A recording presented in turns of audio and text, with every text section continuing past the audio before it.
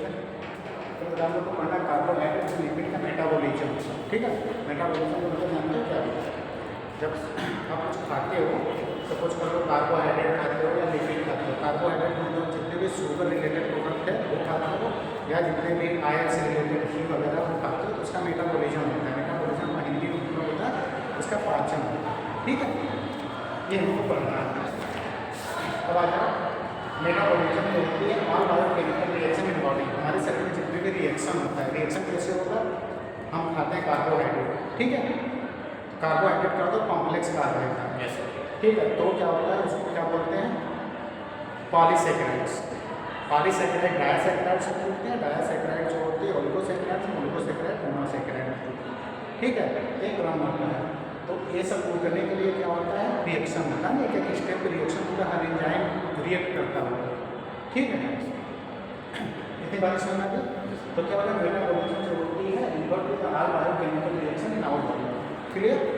अब आते हैं carbohydrate and lipid are the major energy source, ठीक है। कहते हैं ना कि हमको थकान होती है तो हम क्या लेते हैं? कार्बोहाइड्रेट्स लेते हैं, ठीक है, या तो फिर लिपिड्स लेते हैं। स्पेशली क्या लेते हैं? कार्ब्स लेते हैं। तो जो कार्ब्स और लिपिड होती है मेजर सोर्स होती है एनर्जी का, और जो प्रोटीन होती है बॉडी बिल्डिंग के लिए होती है। दिए metabolism essential normal physiological function, ठीक है। मतलब क्या होगा? ये हमारे शरीर के जो नॉर्मल फिजियोलॉजिकल फंक्शन है, ठीक, इसके लिए जरूरी है। क्यों? क्योंकि हमको क्या चाहिए? एनर्जी चाहिए। किस फॉर्म में एनर्जी मिलता है? एटीपी के फॉर्म में। अगर हम ग्लूकोज लेंगे तो ग्लूकोज का क्या होगा? ग्लाइकोलाइसिस होगा तो एटीपी बनेगा, फिर हमको लिंक रिएक्शन में जाएगा, लिंक रिएक्शन क्रेब साइकिल में जाएगा, डॉट में बड़े हो गए, ठीक है। फिर ईटीएस के थ्रू एनर्जी प्रोडक्शन होता है। कितनी बातें समझ आ गई? हम ग्लूकोज लेते हैं लेकिन मुझे एनर्जी किस फॉर्म में मिलती है? एटीपी के फॉर्म में। कितनी बातें समझ आ गई? तो देखो नॉर्मल कार्बोहाइड्रेट का मेटाबॉलिज्म कैसे कैसे होता है अभी आगे बताएंगे, ठीक। ध्यान से देखो, डाइजेशन ऑफ द कार्बोहाइड्रेट कैसे होता है? जो डाइजेशन होता है, हम खाना खाते हैं माउथ से, उसके बाद कहाँ पर जाता है? पूरे इन्वेंट्री कैनाल से होती है, इसके थ्रू जो वेस्ट प्रोडक्ट होती है बाहर निकल लेते हैं। तो मेनली माउथ में होता है और स्मॉल इंटेस्टाइन में। हमारे माउथ में कौन सा एमाइलेज, कौन सा एंजाइम होता है? इससे सिलेवरी एमाइलेज होती है ना। वो क्या करेगा? जितने भी पॉलीसेकेराइड्स होते हैं उसको ट्राइसेकेराइड्स में तोड़ देगा। इतनी बातें समझ आ गई? तो मेनली माउथ से चालू होता है, मतलब माउथ से चालू होता है और कंप्लीट होता है स्मॉल इंटेस्टाइन में। सिलेवरी एमाइलेज जो होती है स्टार्च का डाइजेशन करता है। वहीं स्टार्च क्या होता है? पॉलीसेकेराइड्स होते हैं ना। पैनक्रियाटिक जो एमाइलेज होती है कंप्लीट मतलब क्या होता है? सुनना मेरी बात को ध्यान से। हमारे सिलेवरी ग्लैंड से क्या करती है? सिलेवरी एमाइलेज करती है, ठीक। वो जितने भी स्टार्च या पॉलीसेकेराइड्स होते हैं उसको डाइसेकेराइड्स में तोड़ती है, ठीक है। और कुछ पॉलीसेकेराइड्स बचे रहेंगे तो जब वो क्या हो जाएगा? नीचे जाएगा। कहाँ पे? स्मॉल इंटेस्टाइन में, ठीक है। स्मॉल इंटेस्टाइन पे ड्यूडेनम में, वहाँ से क्या निकलता है? पैंक्रियाटिक एमाइलेज एंजाइम होता है, पैंक्रियास से पैंक्रियाटिक जूस होता है, ठीक है। ये एंजाइम निकलता है तो जो तुम्हारा बचा हुआ पॉलीसेकेराइड्स है, डायसेकेराइड्स है, उसका ब्रेकडाउन किसमें होता है? ओलिगो और मोनोसेकेराइड्स में। तो शुरू कहाँ होगा कार्बोहाइड्रेट का डाइजेशन? माउथ में, सिलेवरी एमाइलेज की वजह से। लेकिन कंप्लीट कहाँ होगा? स्मॉल इंटेस्टाइन से ड्यूडेनम पार्ट में, किसकी वजह से? पैंक्रियाटिक एंजाइम की वजह से। पैंक्रियाटिक जूस बोलते हैं, एमाइलेज होता है उसके अंदर। डायसेकेराइड्स कन्वर्टेड होता है सुपर टू मोनोसेकेराइड्स। बातें समझ आ गई ना? ध्यान से देखो, हमने डायरेक्ट ऑफ लिया सिलेवरी एमाइलेज से पॉलीसेकेराइड, एक्सटेज, सुक्रोज, लैक्टोज, माल्टोज बनेगा, ठीक है। अब क्या हुआ? पैंक्रियाटिक एंजाइम आया सबसे पहले माउथ में। स्टमक में कुछ भी नहीं होता है कार्बोहाइड्रेट, केवल प्रोटीन का डाइजेशन का होता है। स्मॉल इंटेस्टाइन में जाओगे तो मोनोसेकेराइड, ग्लूकोज, लैक्टोज, सक्रोज में टूट जाएगा। फिर जो हमारे इंटेस्टाइन में लाइनिंग होती है वहाँ से एब्जॉर्ब हो जाएगा। कितनी बातें समझ में आ गया? तो ये पूरी कहानी होती है इसमें। उसके बाद आ जाओगे एब्जॉर्प्शन ऑफ द कार्बोहाइड्रेट, ठीक। तो एब्जॉर्प्शन जो होती है कहाँ पे होती है? स्मॉल इंटेस्टाइन में होती है। अभी डाइजेशन कहाँ हो रहा था? स्मॉल इंटेस्टाइन में डाइजेशन हो रहा था। उसके निचले वाले पार्ट में ड्यूडेनम, जेजुनम और इलियम क्या होता है? एब्जॉर्प्शन होता है। कितनी बातें समझ में आ गई? ग्लूकोज और ग्लैक्टोज किस मैकेनिज्म से होता है बेटा? एक्टिव ट्रांसपोर्ट से होता है। ये क्वेश्चन पूछा जाएगा, जो ग्लूकोज और ग्लैक्टोज का एब्जॉर्प्शन होता है एक्टिव कैसे प्रोसेस करता है समझते हो? जहाँ एनर्जी की जरूरत पड़ती है एटीपी के फॉर्म में एक्टिव होता है, जहाँ पर एनर्जी की जरूरत नहीं होती वैसे होता है। उसके बाद फ्रक्टोज जो होती है फैसिलिटेटेड डिफ्यूजन के थ्रू। फैसिलिटेटेड डिफ्यूजन में क्या होता है? कैरियर प्रोटीन होती है लेकिन कभी यहाँ पे एटीपी की जरूरत नहीं होती, ये ट्राइलॉटर क्या है? पैसिव ट्रांसपोर्टर, ठीक है। ट्रांसपोर्टर को उधर लीवर वाया था पोर्टल, ये जार होकर के कहाँ जाएगा? पोर्टल के थ्रू लीवर में चला जाएगा। कितनी बातें समझ आ गई? डाइजेशन होगा, एब्जॉर्प्शन होगा, कहाँ चलेगा? लीवर में चलेगा या पोर्टल में चलेगा। वहाँ पे लिखा हुआ है, ध्यान से देखो, जो ग्लूकोज और ग्लूकोज होता है वहाँ पे SGLT1 ट्रांसपोर्टर होता है, उसके थ्रू ग्लूकोज और ग्लूकोज का एब्जॉर्प्शन है, ठीक है। फ्रक्टोज पे जो होता है वो किसके थ्रू का? ग्लूट्स के थ्रू। बात समझ में आ गई? अब आ जाओ ग्लाइकोलाइसिस, ने बताया ना ग्लाइकोलाइसिस के बारे में। तो ये क्या होता है? एनारोबिक पाथवे होता है, कहाँ होता है? साइटोप्लाज्म में होता है ग्लाइकोलाइसिस। क्या करता है? ग्लूकोज को पायरुवेट में कन्वर्ट करता है, अब ATP और NADPH का प्रोडक्शन करता है, और इसमें की एंजाइम जो होती है कई सारे होते हैं, हेक्सोकाइनेज, PK1 और पायरुवेट काइनेज, PFK1 और पायरुवेट काइनेज। वहाँ ध्यान से देखो, यहाँ देखो बेटा ध्यान से, कि जो ग्लूकोज होता है, ग्लूकोज किसमें होता है? ग्लूकोज 6 फॉस्फेट में। इसकी वजह से एंजाइम है ना, हेक्सोकाइनेज की वजह से। हाँ, अब ग्लूकोज 6 फॉस्फेट फ्रक्टोज 6 फॉस्फेट में टूटता है, ठीक। फ्रक्टोज 6 फॉस्फेट जो होती है फ्रक्टोज 6 बिसफॉस्फोनेट में टूटता है, वहाँ पे ग्लूकोज एंजाइम होता है, वो तुम्हारा BHAP और ठीक है ट्राइग्लिसराइड फॉस्फेट में चेंज होता है। उसके बाद क्या होता है? 1,3-बिसफॉस्फोग्लिसरेट में चेंज होता है, फिर 3-फॉस्फोग्लिसरेट में, 2-फॉस्फोग्लिसरेट में, फिर फॉस्फोपायरुवेट में, फिर पायरुवेट काइनेज में। ये पूरा सीरियल याद होना चाहिए और एंजाइम का नाम याद होना चाहिए, ठीक है। कितनी बातें समझ आ गई? वो ग्लाइकोलाइसिस जरूर पूछा जाता है, ठीक है। तो पाथवे याद करना पड़ेगा, याद कर लोगे, ठीक है। उसके एंजाइम जो याद करना, ठीक है। किस स्टेप में ATP निकलता हो याद करना, ठीक है। तो इसमें ATP दिखाया नहीं है, ठीक है, कहाँ कहाँ निकलता है। तो पहले तो शुरू में 2 जगह ATP यूज होता है, ठीक है। उसके बाद 2 ATP निकलता है, ठीक। उसके बाद एक NADH भी निकलता है, 2 NADH भी निकलता है। इतनी बातें समझ आ गई ना? इसको डिटेल में बताऊँ क्या? पूरा डिटेल में बताएं? ठीक है, याद करने को गूगल करो, उसको मुंह को निकालो तो बताएं। बोर्ड करो ग्लाइकोलाइसिस का पाथवे।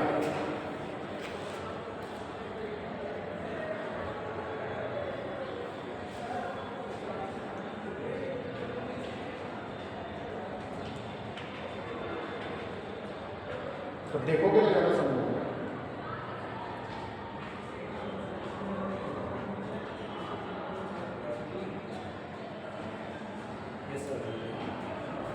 निकल गई?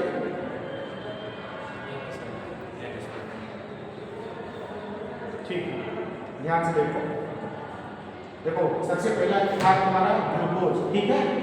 ग्लूकोज तुम्हारा ग्लूकोज 6 फॉस्फेट में हेक्सोकाइनेज की वजह से चेंज हो रहा है, एंजाइम की वजह से, ठीक है। वहाँ पे एक ATP यूज हुआ, देखे? नहीं, उसको और भी करो, एक रेड वाला इधर पीछे करो, पीछे करो इसको, बैठ जाओ,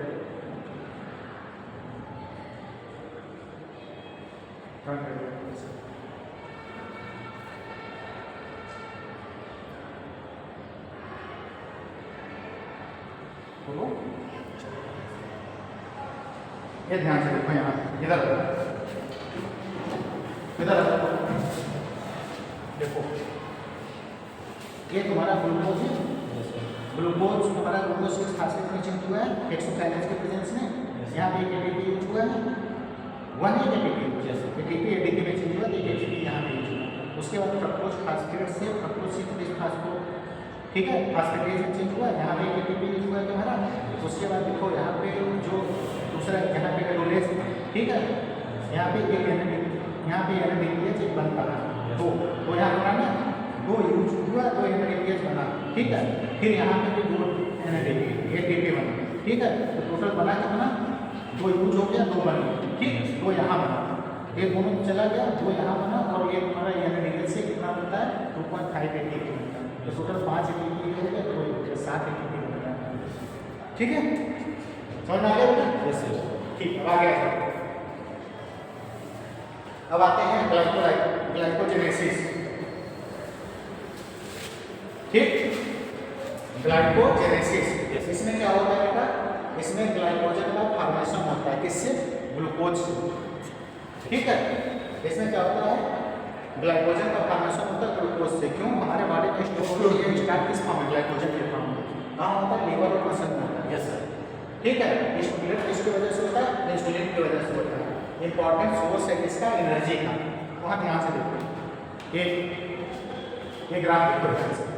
ठीक है, ये जो तुम्हारा ग्लूकोज होता है, ग्लूकोज 6 फास्फेट में चेंज हुआ, फिर ग्लूकोज 1, ठीक है, फास्फेट में चेंज हुआ, फिर ग्लूकोज 1, फिर अल्फा 1 को ग्लिसरॉल में गया ना, फिर तुम्हारा ग्लाइकोजन में चेंज हुआ। ठीक है, ये समझ आ गया ना? ये बातें देख लो। अब आगे आ जाओ, ग्लाइको, ठीक है, ग्लाइकोजिनोलाइसिस। इसमें क्या होता है बेटा, इसमें ग्लाइकोजन का ब्रेकडाउन जस्ट अपोजिट हो जाता है, जो भी बड़े हो रहा है जस्ट उसका अपोजिट हो जाता है, जिनोलाइसिस। इसमें ग्लूकोज बनता है, इससे ग्लाइकोजन से। एक कहाँ होता है, ये भी लीवर और मसल में होता है। ठीक है, इससे स्टिमुलेट होता है, वो इंसुलिन से हो रहा था ना, ये तुम्हारा ग्लूकोगॉन और एड्रेनलिन से होता है। ठीक है, अब आ जाओ बेटा, maintain glucose during the fasting. क्या करता है, हमें जब फास्टिंग होती है तो यही तो टूटता है ना। ठीक है, इतने बातें समझ आ गई। 3 साइकिल पढ़ा आपने, कौन कौन? Glycolysis, genesis, glycogenolysis. जस्ट उसका अपोजिट है, ध्यान से देखो। ठीक, अब आ जाओ बेटा, ग्लूकोनियोजेनेसिस। ग्लूकोनियोजेनेसिस का क्या मतलब होता है कि किसी non carbohydrate source like protein हो गया, लिपिड हो गया, फैट, ठीक है, इससे अगर ग्लूकोज का सिंथेसिस होता है, जिसको हम क्या बोलते हैं, कहाँ होता है? लीवर और किडनी में होता है। सोर्स क्या होता है? अमीनो एसिड, ग्लिसरॉल और लैक्टेट होते हैं। ठीक है, इंपॉर्टेंट क्या है? स्टार्वेशन में समय, जब कोई व्रत रहता है काफी लंबे समय तक, ठीक है, उसके बाद ये होता है। ठीक है, ये पूरी साइकिल है। ठीक, तो ये साइकिल तुम लोग को पूछा जाता है एग्जाम में, तो एक बार देख जरूर लेना। ठीक है, कुछ टॉपिक याद करो, गूगल करना, उसको लिख के याद करो। ठीक, वो ज़्यादा इंपॉर्टेंट होगा, क्योंकि साइकिल तुमको एटलीस्ट याद करना पड़ेगा। जो तुमको सिंपलेस्ट साइकिल लगे वो याद करो इंजाइन से। उसके बाद आ जाओगे ना, regulation of the blood glucose. Blood glucose का रेगुलेशन कैसे होता है? तो जो इंसुलिन होती है वो तुम्हारे ब्लड ग्लूकोज के लेवल को क्या करती है? स्लो डाउन करती है। जो ग्लूकागॉन होता है ब्लड ग्लूकोज को बढ़ाता है, ये जरूर याद रखना। इंसुलिन क्या होता है? अभी तो हम डायबिटिक मेलाइटिस के पेशेंट में इंसुलिन देते हैं, क्यों? ग्लूकोज के लेवल को कम करना होता है ना। और ग्लूकागॉन कब देते हैं? जब ब्लड ग्लूकोज के लेवल को बढ़ाना होता है। एड्रेनलिन में कॉर्टिकोस्टेरॉल, ये भी तुम्हारा ग्लूकोज के लेवल को बढ़ाता है। ठीक है, वो हार्मोन भी बढ़ाता है। और होम्योस्टैसिस क्या होता है? ऐसा काम करना कि हमारा जो इंटरनल एनवायरनमेंट है ब्रेन का, वो नॉर्मल फंक्शन करे। ठीक है बेटा, तो ध्यान से देखो कैसे कैसे बढ़ाता है, ध्यान से देखो। ये जो ग्लाइकोजन होता है ग्लूकोज में चेंज होता है, तो इसको इस पाथवे को कौन एक्टिवेट कर रहा है? ग्लूकागॉन एक्टिवेट कर रहा है। उसके बाद जो हमारा ग्लूकोज से जब ग्लाइकोजन बढ़ता है तो उसको इंसुलिन एक्टिवेट करता है। तो क्या हो गया? एटलीस्ट जब तुम्हारा इंसुलिन एक्टिवेट हुआ तो लोअर किया ब्लड शुगर लेवल, लेकिन तुम्हारा जब ग्लूकोज किया तो रेज किया ब्लड शुगर लेवल। देखिए बातें समझ आ गई। उसके बाद क्या करता है तुम्हारा इंसुलिन, ये तुम्हारे टिश्यू सेल में होती है ना, उसमें स्टिमुलेट करके ग्लूकोज के लेवल को बढ़ा देता है। उसके बाद जो पैंक्रियाज होती है, अगर ब्लड शुगर लेवल कम होता है तो प्रमोट करता है ग्लाइकोजन के लेवल को रिलीज कराने के लिए इनडायरेक्टली। ठीक, अब क्या हो गया तुम्हारा जो हाई शुगर लेवल होता है, जो प्रमोट करता है इंसुलिन को निकालने के लिए। समझ गया ना? मतलब क्या हो गया? ग्लूकोज का लेवल जब ज़्यादा हो जाता है हमारे शरीर में तो पैंक्रियाज से क्या निकलवाता है? इंसुलिन निकलवाता है। ठीक है, अगर कम हो जाता है तो ग्लूकागॉन निकलवाता है। और ग्लूकागॉन कहाँ पे एक्ट करता है, समझ में गया ना? अब आ जाओ डायबिटिक मेलाइटिस में। तो डायबिटिक मेलाइटिस क्या है? Chronic hyperglycemic due to the insulin deficiency और रेजिस्टेंस। दो चीज़ों से होता है। जो डायबिटिक मेलाइटिस होता है टाइप 1 टाइप 2। ठीक है, तो जो छोटे बच्चों में होता है उसको टाइप 1 बोलते हैं, जेनेटिक होता है। जो बड़े में होता है, एडल्ट में होता है, उसको टाइप 2 बोलते हैं। देखिए बातें समझ में आई? अब क्या होता है? वैसे कब बोलेंगे कि ग्लूकोज है। ठीक है, बेटा जो टाइप 1 होती है ना, वो इंसुलिन इंडिपेंडेंट होता है। क्या होता है? इंसुलिन इंडिपेंडेंट मतलब सॉरी इंसुलिन डिपेंडेंट होता है। टाइप 1 वाले पेशेंट में हम इंसुलिन देते हैं। ठीक है, जो टाइप 2 होता है इंसुलिन रेजिस्टेंट होता है। देखिए बातें समझ आ गई। अब आते हैं कॉम्प्लिकेशन की बात करते हैं। तो क्या क्या है? चलिए ये जानो कि डायबिटिक मेलाइटिस कितने बोलते हैं। अगर हम फास्टिंग ब्लड शुगर का लेवल चेक करते हैं सुबह सुबह खाली पेट वाला 8 घंटे खाली पेट होना चाहिए, ठीक है। अगर उसकी वैल्यू 126 mg/dl आ रही है 126 या उससे ज़्यादा तो उसको हम क्या बोलते हैं, डायबिटिक बोलते हैं, ठीक है। कितना बेटा 126 या उससे ज़्यादा mg/dl, ठीक है, तो उसको हम क्या बोलते हैं, डायबिटिक बोलते हैं। ये फास्टिंग ब्लड शुगर लेवल की बात है। अगर रैंडम की बात करेंगे तो 200 से ज़्यादा होना चाहिए। रैंडम कितना होना चाहिए, 200 से ज़्यादा होना चाहिए। तो जो टाइप 1 होती है वो इंसुलिन पे डिपेंडेंट होती है, जो टाइप 2 होती है इंसुलिन के लिए रेजिस्टेंट होता है, ठीक। अब आ जाओ कॉम्प्लिकेशन क्या हो सकती है, अगर किसी को लंबे समय तक रहती है तो उसको न्यूरोपैथी हो जाएगी, नेफ्रोपैथी हो जाएगी, किडनी खराब हो जाएगा, आँख में दिक्कत होने लगती है, उसको रेटिनोपैथी बोलते हैं। ये इसके कॉम्प्लिकेशन है, कितना बात याद रखना। अब आते हैं लिपिड का डाइजेशन, ठीक। तो ये क्या होता है बेटा, मेनली जो होती है ये स्मॉल इंटेस्टाइन में लिपिड। अब देखो उसके बाद एमल्सिफिकेशन जो होती है बाइल साल्स होता है, पैंक्रियाटिक लाइपेज ब्रेक डाउन करता है इसमें ट्राइग्लिसराइड्स में, फैटी एसिड और मोनोग्लिसराइड में चेंज हो जाता है, ठीक। अब ध्यान रखो हमारे लाइपेज एंजाइम निकलता है कहाँ से, सैलिवरी ग्लैंड से पैंक्रियास, हाँ ठीक है। तो सब शुरू कहाँ होगा, सैलिवरी ग्लैंड में, कंप्लीट कहाँ होगा, पैंक्रियास में। आए बातें समझ में। तो इसमें क्या लिखा है, इसमें देखो लिखा है small amount of the lipid digestion occur in the stomach due to the gastric lipase production in the stomach, ठीक है। उसके बाद का दूसरा लिखा है bile acid production liver stored in the gall. Bile जो है ये कहाँ से सीक्रेट होता है, लीवर से बनता है, स्टोर होता है गाल ब्लैडर में, ये जरूरी है, ठीक है। अब क्या होता है ये रिलीज होता है स्मॉल इंटेस्टाइन में और डाइजेशन करता है और एब्जॉर्प्शन कराता है, किसका, लिपिड का। इतनी बातें समझ आ गई।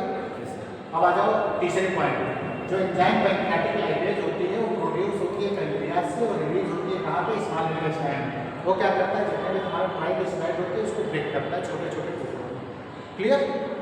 फिर चौथा पॉइंट में क्या लिखा है बेटा, स्मॉल इंटेस्टाइन में जो प्रोडक्ट बन जाएगा उसका एब्जॉर्प्शन होता है, ठीक है। वो कहाँ जाएगा एब्जॉर्ब होकर के, लैक्टेज के थ्रू जाता है ना, ठीक है। उसके बाद वो एब्जॉर्ब हो जाएगा, ब्लड में चलता है। इतनी बातें समझ में आ गई। अब आ जाओ एब्जॉर्प्शन। जब एब्जॉर्प्शन होती है ये मिसल के फॉर्म में होती है, ठीक है। और री-इमल्सिफायर जो होती है ट्राइग्लिसराइड्स का होता है यहाँ पे ट्रांसपोर्ट होता है काइलोमाइग्रेन बाय लिम्फेटिक्स, जिसको लैक्टेज बोलते हैं। अब आ जाओ सीधे सीधे वहाँ पे, तो ध्यान से देखो जो काइलोमाइग्रेन होता है फैटी एसिड और ट्राइग्लिसराइड्स में चेंज होता है, और ट्राइग्लिसराइड्स होते फैटी एसिड में चेंज होता है, फिर वहीं से ब्रेक डाउन की एनर्जी निकलता है और एब्जॉर्ब। कितनी बातें समझ में। अब आ जाओ फैटी एसिड का ऑक्सीडेशन कैसे होता है, तो इसको हम क्या बोलते हैं, बीटा ऑक्सीडेशन भी बोलते हैं। ये माइटोकॉन्ड्रिया में होता है, फैटी एसिड कन्वर्ट हो जाता है तुम्हारा एसिटाइल कोलिन में, मेजर सोर्स जो होती है टिपिकल फास्टिंग के समय में यही होता है। तो ध्यान रखो बेटा वहाँ पे जो तुम्हारा fatty acid fatty acyl coenzyme ये है, ठीक। वो क्या करता है, वो तुम्हारा एसाइल कोएंजाइम डिहाइड्रोजिनेज के प्रेजेंस में ट्रांस इनोइक कोएंजाइम ए में चेंज होता है, ठीक है। अब वो क्या करता है, तो उस एंजाइम के प्रेजेंस में चेंज होता है तुम्हारा इनोइक कोएंजाइम हाइड्रोक्सिलेज में। अब वो किसमें चेंज होता है, 3 हाइड्रोक्सिलेज कोएंजाइम डिहाइड्रोजिनेज में। फिर उसके बाद क्या होता है बेटा, कीटोथायोलेज में चेंज होता है, किसके वजह से, कीटोएसिलेज की वजह से, ठीक है। ये याद करना पड़ेगा, समझ गए। हर स्टेप को याद करना पड़ेगा, लिखेंगे जाएंगे। ये इसका मेटाबॉलिज्म ऑक्सीडेशन होता है, ठीक। समझ में आ रहा है। सर दूसरी क्लास में जा रहे हैं तुरंत अभी जाना है, बस जल्दी खत्म करना है।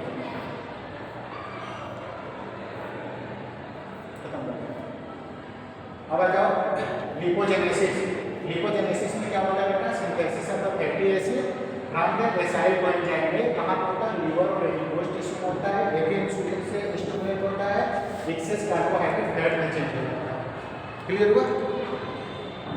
उसके बाद कोलेस्ट्रॉल का मेटाबॉलिज्म आ जाता है। कोलेस्ट्रॉल जो होती है लीवर में सिंथेसिस होता है, इसका इंपॉर्टेंट किसके लिए इंपॉर्टेंट होता है, जो सेल मेम्ब्रेन होता है उसके लिए इंपॉर्टेंट होता है, और हार्मोन के फॉर्मेशन के लिए इंपॉर्टेंट होता है, ये जरूरी याद रखना, ठीक है। एक्सेस कोलेस्ट्रॉल क्या बनाता है, एथेरोस्क्लेरोसिस में चेंज होता है, ठीक है। ये साइकिल अब आ जाओ लिपोप्रोटीन्स। लिपोप्रोटीन्स क्या होता है बेटा? ट्रांसफॉर्म करता है लिपिड को ब्लड में, ठीक है। काइलोमाइग्रेन एलडीएल एचडीएल होता है, जो ये दोनों इंपॉर्टेंट है। जो एलडीएल होता है बैड कोलेस्ट्रॉल होता है, जरूर याद रखना। क्या होता है? बैड कोलेस्ट्रॉल होता है। जो गुड कोलेस्ट्रॉल होता है उसको एचडीएल होता है। ये दो पॉइंट जरूर याद रखना, ठीक है। बाकी और कोई खास नहीं है इसमें।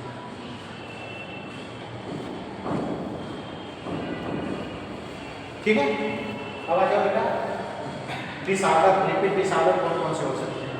तो देखो हाइपर लिपिडेमिया हो जाएगा, एथेरोस्क्लेरोसिस हो जाएगा, कोरोनरी आर्टरी डिजीज होगा, ओबेसिटी हो जाएगा।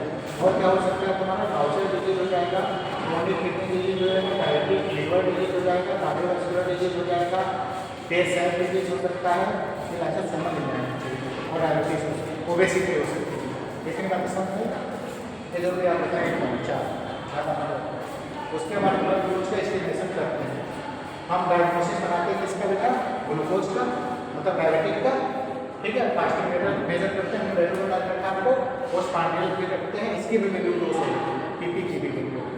और HbA1c इसकी वैल्यू 6.5 से ज़्यादा होना चाहिए, ये भी वैल्यू याद रखना, ठीक है। डायबिटिक होने के लिए HbA1c की वैल्यू 6.5 से ज़्यादा होना चाहिए।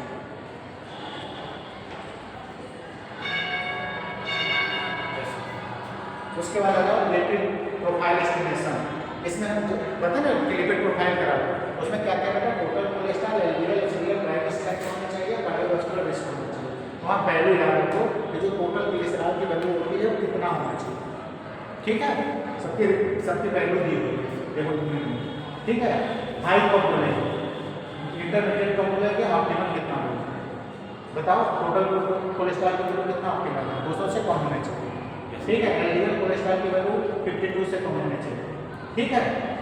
ये सॉरी 130 से कम होने चाहिए। एचडीएल की वैल्यू जो कि 60 से ज़्यादा, कभी कभी 50 भी होती है, ठीक है। ट्राइग्लिसराइड की वैल्यू 150 से कम होना चाहिए, बस इतना बदल, ठीक है। अब आते हैं क्लिनिकल सिग्निफिकेंस क्या होता है। Early diagnosis of the metabolic disorder, guide treatment and lifestyle changes होता है बेटा। Prevention of the complication essential, मतलब सीधी फैट तो कैसे कम सकते हैं? फैट न लो, लाइफस्टाइल मॉडिफिकेशन। उसके बाद फिर थोड़ा रनिंग वगैरह करो, जॉगिंग करो, ये हो गया तुम्हारा लाइफस्टाइल मॉडिफिकेशन। जिससे क्या होगा? कॉम्प्लिकेशन नहीं आएगा, ठीक है। और essential for the patient management, तो हो गया क्या? What the criteria of the metabolic syndrome, कौन कौन सी क्राइटेरिया होती है मेटाबॉलिक सिंड्रोम को? तो देखो low level of the HDL cholesterol होना चाहिए, ब्लड शुगर जो होती है उसकी वैल्यू क्या होना चाहिए? बढ़ा होगा तो बोलेंगे, हाई ब्लड प्रेशर होगा तब बोलेंगे, एक्सेसिव वेट होगा तो बोलेंगे, हाइपर ट्राइग्लिसराइड बोलेंगे, जिसको क्या बोलते हैं? मेटाबॉलिक सिंड्रोम, ठीक है। इसकी एक वैल्यू। अब आ जाओ कंक्लूजन में, क्या है? सीधी सीधी बात है, कार्बोहाइड्रेट और लिपिड क्या होता है? सोर्स होता है एनर्जी का, ठीक है। उसके बाद प्रॉपर रेगुलेशन जो होती है एसेंशियल होता है हेल्थ के लिए। डिसऑर्डर जो होती है, जब इसके बारे में मेटाबॉलिज्म जानोगे तब तो जानोगे ना कौन सी एंजाइम कहाँ पर डिफेक्ट हो रही है, तो कौन सी डिसऑर्डर हो रही है, ठीक है। लैबोरेटरी इन्वेस्टिगेशन के लिए भी इंपॉर्टेंट है। अगर तुमको वैल्यू याद रहेगी तो तुम डायग्नोसिस करके, मतलब उसको एस्टिमेट करके डायग्नोसिस बना सकते हो, ठीक है। वो जल्दी बता दिया हमने, हमारा क्लास था ये, ठीक।